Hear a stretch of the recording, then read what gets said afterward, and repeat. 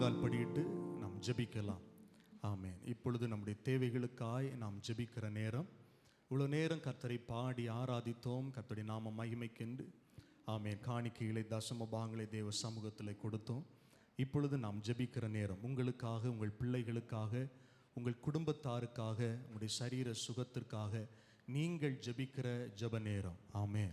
உங்களுக்காக நீங்கள் ஜெபிப்பது ரொம்ப முக்கியம். இன்னொருவர் உங்களுக்காக ஜெபிக்கிறதை விட நீங்கள் தேவ சமூகத்தில் வந்து ஜெபிப்பது ரொம்ப முக்கியம். இந்த நேரத்தை நீங்கள் பயன்படுத்தி கொள்ளுங்கள். இந்த சத்தத்தை கேட்கிற நீங்கள் யாராக இருந்தாலும் சரி, வெளியில் இருக்கிறவங்க, உள்ளால இருக்கிறவங்க, சகோதரர்கள் எல்லாரும் விசுவாசத்தோடு ஜெபிக்க போறீங்க. நம்முடைய ஜெபங்கள் கர்த்தரால் கேட்கப்படும். நிச்சயம் நமக்கு பதில் வரும். எல்லார் வாய்களை திறந்து ஸ்தோத்திரம் பண்ணி ஸ்தோத்திரத்தோடு கூடிய விண்ணப்பங்களை கர்த்தருடைய சமூகத்தில் நீங்கள் தெரியப்படுத்த போகிறீர்கள்.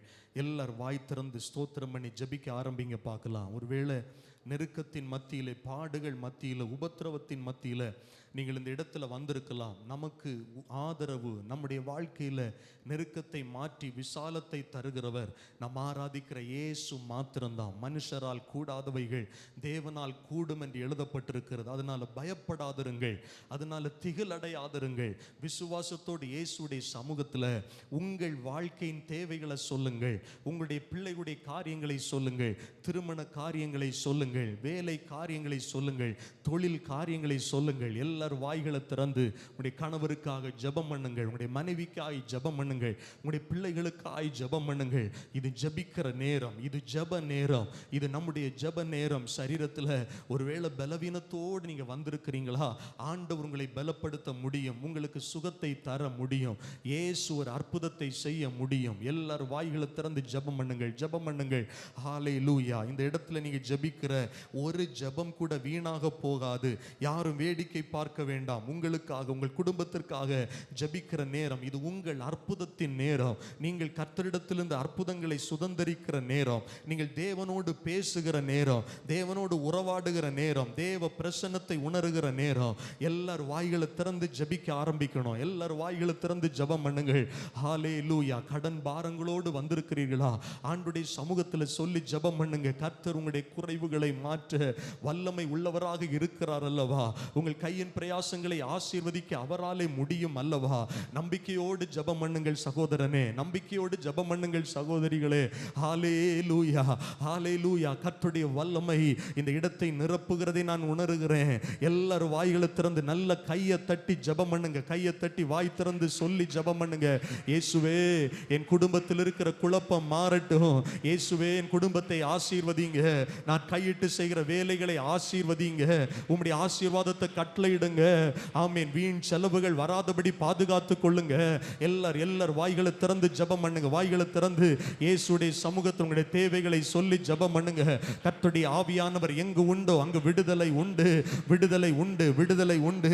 இயேசு நம்மை விடுதலையாக்குகிறவர். ஆவியானவர் நம்மை விடுதலையாக்குகிறவர். ஒரு மெய்யான விடுதலையை இந்த இடத்துல வந்திருக்கிற ஒவ்வொருடைய வாழ்வுகளிலும் என் தேவன் கட்டளையிட வல்லமை உள்ளவராய் இருக்கிறார். சரீர பலவீனங்களோடு வந்திருக்கிற ஒவ்வொருவரும் நீங்க வாயை திறந்து ஜெபம் பண்ணணும். நீங்க வாயை திறந்து ஜெபம் பண்ணணும். இயேசுவே, என் வாழ்க்கையில, என் பிள்ளைகளுடைய வாழ்க்கையில, என் கணவருடைய வாழ்க்கையில, என் மனைவியுடைய வாழ்க்கையில, என் பெற்றோருடைய வாழ்க்கையில இருக்கிற இந்த குறிப்பிட்ட பலவீனம் மாற நான் ஜெபிக்கிறேன் என்று சொல்லி ஜெபம் பண்ணுங்க. இயேசுவின் நாமத்தினாலே ஒரு அற்புத விடுதலை, ஒரு மெய்யான விடுதலையை கர்த்தர் அனுப்புகிறார். எல்லாரும் கரங்களை தட்டி ஜெபம் பண்ணுங்க. வாய்களை திறந்து ஜெபம் பண்ணுங்க. இயேசு இப்பொழுது அற்புதங்களை செய்கிறார். இயேசு அற்புதங்களை செய்கிறார். இயேசுவாலே கூடாத காரியம் ஒன்றுமில்லை. சரீரத்தில் இருக்கிற ஒவ்வொரு பலவீனங்களும் மாற நாங்கள் ஜெபிக்கிறோம் ஆண்டவரே. அன்றியும் கிறிஸ்துவை மரித்தோரிலிருந்து எழுப்பின கர்த்தருடைய ஆவியானவர் உங்களுக்குள் வாசமாய் இருந்தால் சாவுக்கு ஏதுவான உங்கள் சரீரங்களை உயிர்ப்பிப்பார் என்று எழுதப்பட்டிருக்கிறது. கர்த்தருடைய ஆவியானவரால் ஒவ்வொரு சரீரங்கள் உறுப்புகளும் இப்பொழுதே உயிர்ப்பிக்கப்படுவதாக. செத்து போன உறுப்புகள் உயிர்ப்பிக்கப்படுவதாக. இன்சுலின் சுரப்பிகள் உயிர்ப்பிக்கப்படுவதாக. Dead cells உயிர்ப்பிக்கப்படுவதாக. இயேசுவின் நாமத்தினாலே கர்த்தருடைய வல்லமை ஒவ்வொரு சரீரங்களிலும் இறங்கி ஆண்டவரே, நீர் ஒரு அற்புதத்தை செய்து உம்முடைய நாமத்தை மகிமைப்படுத்துகிறதற்காய் ஸ்தோத்திரம். இந்த இடத்துல வேதனைகளோடு வந்திருக்கிற, வலிகளோடு வந்திருக்கிற, சரீரத்தில் பலவீனத்தோடு வந்திருக்கிற ஒவ்வொருவரும் பரிபூர்ணமான சுகத்தை பெற்று இந்த இடத்திலிருந்து செல்லணும். விஷ காய்ச்சல் காய்ச்சலோடு வந்திருக்கிற ஒவ்வொருவரும் பரிபூரண சுகத்தை பெற்று செல்லணும். கேன்சர் கட்டிகள் இயேசுவின் நாமத்தினாலே மறையணும். ஆண்டவரே, எந்தெந்த பிரச்சனைகளோடு வந்திருந்தாலும் சரீரத்தில் ஒரு அற்புத சுகத்தை கர்த்தர் கட்டளையிட்டு அனுப்புங்க. அநேகருக்கும் மனதில் குழப்பம், மனதில் சஞ்சலம், சமாதானம் இல்லாம வந்திருக்கிறாங்க. ஒவ்வொருடைய வாழ்வுகளிலும் கர்த்தர் சமாதானத்தை கொடுத்து அனுப்புங்க.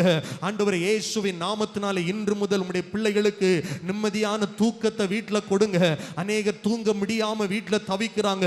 இயேசுவின் நாமத்தினால் அந்த போராட்டங்களுக்கு ஒரு முடிவு வரட்டும்.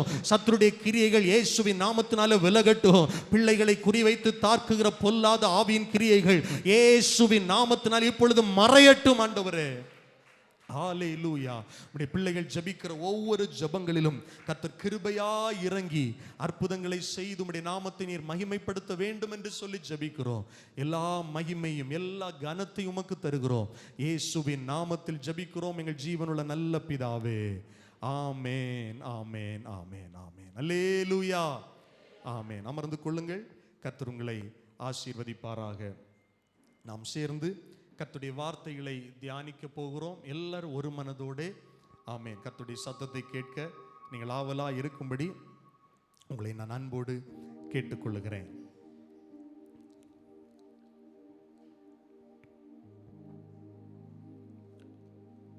அப்போஸ்தலர் 2வது அதிகாரம்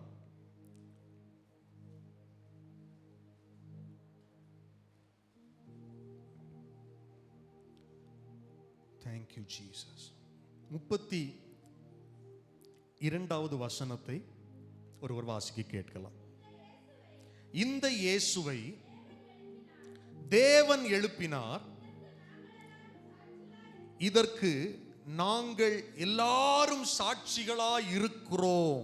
அல்லேலூயா.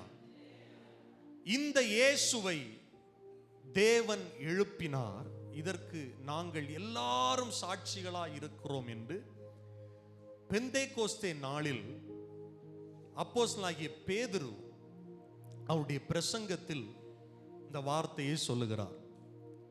எனக்கு அன்பான ஆண்டவருடைய பிள்ளைகளே, ஆண்டவராகிய இயேசு இந்த பூமியிலே மனிதனாக வந்து ஜனங்களுடைய பாவங்களை அவர் சுமந்து ஏற்று ஜனங்களுடைய பாவங்களுக்காக மரித்து அடக்கம் பண்ணப்பட்டு வேத வாக்கியங்கள் சொல்லுகிறபடி 3வது நாள் உயிரோடு எழும்பினார். உயிர்த்தெழுந்த இயேசு அப்போஸ்தலர்களுக்கும் தம்மால் தெரிந்து கொள்ளப்பட்ட தேவனுடைய பிள்ளைகளுக்கும் 40 நாள் அளவும் அநேக தெளிவான திருஷ்டாந்தங்களினாலே தம்மை உயிரோடு இருக்கிறவராக காண்பித்தார். நல்ல கவனிங்க. இயேசு மரித்து அடக்கம் பண்ணப்பட்டு உயிர்த்தெழுந்து அதன் பிறகு 40 நாள் அளவும் அப்போஸ்தலர்களுக்கு தரிசனமாகி தேவனுடைய ராஜ்யத்திற்குரியவைகளை அவர்களுடனே பேசி அநேக தெளிவான திருஷ்டாந்தங்களினால் தம்மை உயிரோடு இருக்கிறவராக காண்பித்தார். அவர் உயிரோடு எழும்பினதை, உயிர்த்தெழுந்ததை அதன் பிறகு அநேக திருஷ்டாந்தங்கள் மூலமாக அறிந்ததில் பேதுருவும் ஒருவர். தோமா அவருடைய விழாவில் காயத்தில் கையை போட்டு விசுவாசித்தார். சீஷர்களுக்கு முன்பாக இயேசு சாப்பிட்டு காண்பித்தார்.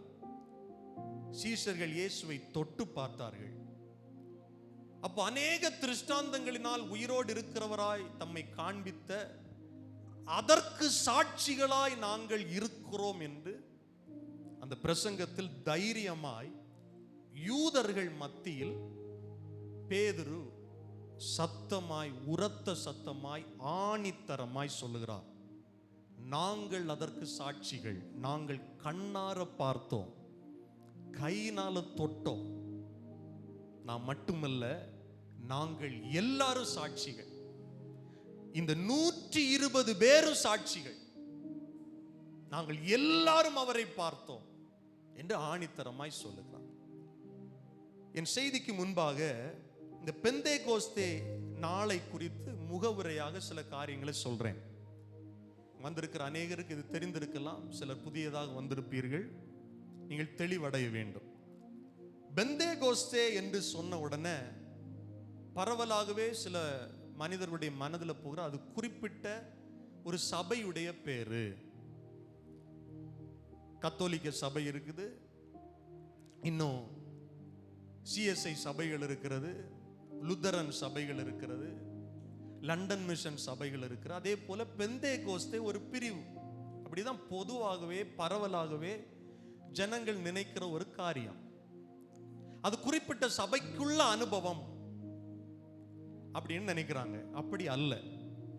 பெந்தேகோஸ்தே என்னும் ஒரு நாள் வந்தபோது என்று எழுதப்பட்டிருக்கிறது அப்போஸ்தலர் 2வது அதிகாரம் 1வது வசனத்தில்.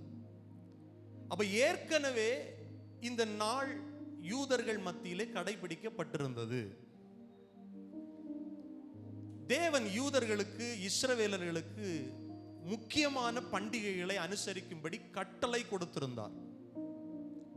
அதில் ஒரு முக்கியமான பண்டிகை தான் இந்த பெந்தேகோஸ்தே பண்டிகை. நீங்க லேவியராகும் 23வது அதிகாரம், யாத்திராகும் 34வது அதிகாரம் 22வது வசனம், இவைகளில் நீங்க வாசித்து பார்க்கும்போது அந்த பண்டிகை குறித்து எழுதப்பட்டிருக்கிறது. புளிப்பில்லாத அப்ப பண்டிகை, பஸ்கா பண்டிகை, முதற் பலனை தேவனுடைய சமூகத்தில் கொடுக்கிற பண்டிகை. இந்த பெந்தேகோஸ்தே பண்டிகை குறித்து வேதம் சொல்லுகிறது, அது சேர்ப்பின் பண்டிகை, அறுவடையின் பண்டிகை.